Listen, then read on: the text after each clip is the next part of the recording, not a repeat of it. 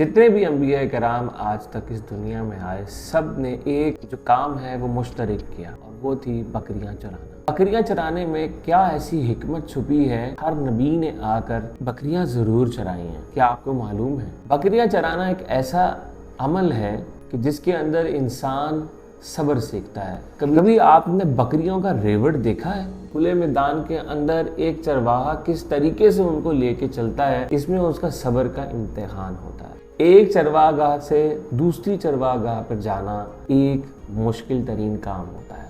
اللہ تعالیٰ نے اس کے اندر بہت سی حکمتیں رکھی ہیں کہ نبیوں کو اپنی قوم کو سکھانے کے لیے انہوں نے اس شعبے کو اختیار کیا۔ نبی کریم صلی اللہ علیہ وسلم آپ سب جانتے ہیں کہ 17 سال کی عمر سے ہی بزنس کا آغاز انہوں نے کر دیا تھا۔ جب آپ کے اوپر باپ کا سایہ نہیں تھا تو اپنے چاچا کے ساتھ انہوں نے ہیلپ کرانا شروع کر دی تھی۔ 20 سال کی عمر میں جب حضرت خدیجہ رضی اللہ تعالیٰ عنہ کی طرف سے ان کو آفر آئی بزنس کی، تو مداربہ کی بنیاد پہ انہوں نے بزنس کا آغاز کر دیا۔ جب یہ بزنس کا وہ آغاز کرتے ہیں تو اس میں ایک اہم بات یہ ہے کہ وہ اپنی تجارت کس طرح سے کرتے تھے اور ایک ملک سے لے کے دوسرے ملک میں کس طرح سے ایکسپوئر حاصل کرتے تھے۔ نبی کریم صلی اللہ علیہ وسلم کی ذات نے کس طرح کا بزنس کیا، کیا ایسی چیزیں تھیں جن سے ہم یہ سیکھ سکتے ہیں کہ ہم ایک بہترین بزنس یا ایک بہترین بزنس مین کیسے بن سکتے ہیں، کیونکہ ایک بہترین بزنس مین کے لیے ایک بہترین اللہ تعالیٰ نے انعام رکھا ہے۔ نبی کریم صلی اللہ علیہ وسلم کی ذات نے فرمایا، ایماندار تاجر قیامت کے روز انبیاء، صالحین اور شہداء کے درمیان میں اٹھایا جائے گا۔ نبی کریم صلی اللہ علیہ وسلم اس دنیا میں آئے، سود کا بازار گرم تھا، عرب کاروباری دنیا میں بہت پیچھے تھا، ایمانداری کا نظام بالکل نہیں تھا، ہر بندہ ذخیرہ اندوزی کے اندر انوالو تھا۔ جیسے ہی میرے نبی کریم صلی اللہ علیہ وسلم اس دنیا میں آتے ہیں، اس کے بعد ان کی بکریوں کے ذریعے سے اللہ تعالیٰ تربیت کرتا ہے، تو پھر عرب کا وہ جو پرانا نظام جو تھا، وہ ایک تاریکی میں ڈوبے ہوئے تھے، پھر وہ تبدیلی کی طرف چلتا ہے۔ دور حاضر کے اندر جو سب سے بڑا پرابلم آتا ہے کہ ہم ایک بزنس کو سٹارٹ کرتے ہیں اور سب سے پہلے ہمیں یہ مختلف قسم کے چیلنجز کو فیس کرنا پڑتا ہے۔ ہم نے کوئی فیزیبلٹی کے اوپر کام نہیں کیا ہوتا ہے، نہ ہی ہماری کوئی ایسی ٹریننگ لی ہوتی ہے۔ ہم سب سے پہلے یہ خواہش کرتے ہیں کہ بس ابھی نکلو اور ابھی چھا جاؤ، تو ایسا ممکن نہیں ہے۔ نبی کریم صلی اللہ علیہ وسلم کی ذات کو بھی اللہ تعالیٰ نے مختلف ذریعے سے چیزوں کو سکھایا، ہر انبیاء اکرام کو پہلے سکھایا۔ بکریوں کو چرانا ایک بہت بڑی حکمت چھپی ہوئی تھی۔ کاروبار کے اندر ہم یہ سمجھتے ہیں کہ شاید وقتی طور پہ تو ہمیں یہ چیز مل جائے، لیکن ایسا نہیں ہے۔ وہی کاروبار جو آپ کو کروڑوں دے رہا ہوتا ہے اور وہ جھوٹ کی بنیاد پہ چل رہا ہوتا ہے، لیکن ایک دن وہ کاروبار نیچے آ جاتا ہے۔ یہ وقتی چیزیں ہوتی ہیں، لیکن اگر آپ کو مستقل آپ کو آگے چلنا ہے، آج ہم یہی کر رہے ہیں۔ آج ہمارے بازار جھوٹ کے بنیاد کے اوپر چل رہے ہیں، جبکہ نبی کریم صلی اللہ علیہ وسلم کی ذات ہمیں اس سے برعکس سکھا رہی ہے، اور انہوں نے عمل کر کے یہ بتایا کہ ایک سکسیسفل بزنس مین کیا ہوتا ہے۔ نبی کریم صلی اللہ علیہ وسلم کی ذات ایک مکمل ذات ہے۔ جب ہم کسی بھی موضوع کے اوپر بات کر لیں، نبی کریم صلی اللہ علیہ وسلم کی ذات ایک ایسی ذات ہے کہ جہاں سے آپ کو ہر قسم کی روشنی مل جائے گی۔ بس سب سے پہلا اصول کاروبار کے اندر جو انہوں نے اپنایا وہ تھا ایمانداری۔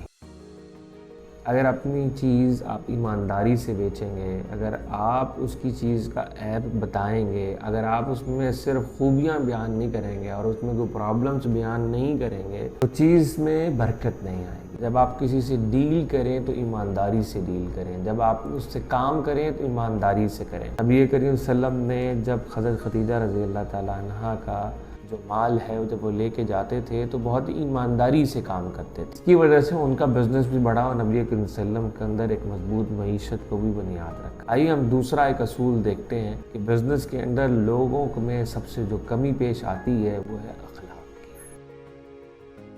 تم میں سے بہترین وہ ہے جس کا اخلاق اچھا ہے۔ تو اس کا مطلب ہے کہ جو بہترین نبی کریم صلی اللہ علیہ وسلم نے انسان وہ بتایا جس کا اخلاق اچھا ہے، تو اس کا کاروبار میں اگر اخلاق اچھا ہوگا تو اس کا کاروبار کتنا اچھا ہوگا۔ اگر آپ کا اخلاق اچھا ہوگا، کسٹمر کے ساتھ برتاؤ اچھا ہوگا، اس کو فیسیلیٹیٹ کرو گے تو بزنس بہترین بنے گا۔ جن بزنسز کے اندر ہم کسٹمر اورینٹڈ ہو کے چلتے ہیں، ان کو فیسیلیٹیٹ کرتے ہیں، وہ بزنس کتنے گرو کرتے ہیں۔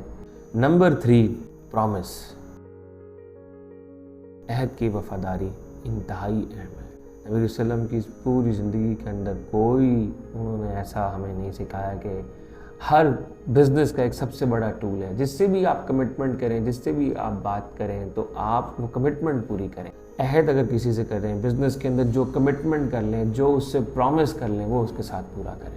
آج ہم یہ دیکھ لیں لوگوں کے چیک باؤنس ہیں, کسی کا کوئی اور معاملات ہو رہے ہیں, تو اس کی وجہ کیا ہے؟ آپ بزنس کا ڈاؤن فال کیوں کرتے ہیں؟ آپ ایک دوسرے بندے کے ساتھ بیسیکلی جب مس کمٹمنٹ کرتے ہیں, جب اس کو دھوکہ دیتے ہیں, جب اس کو ناراض کرتے ہیں, تو ایکچولی آپ نے اللہ کو ناراض کیا ہوتا ہے. اسی طریقے سے آپ کا بزنس کا ڈاؤن فال. چوتھی چیز کی طرف ہم چلتے ہیں, اور وہی امپورٹنٹ چیز یہ ہے کہ آپ کسی چیز میں ذخیرہ اندوزی نہ کریں.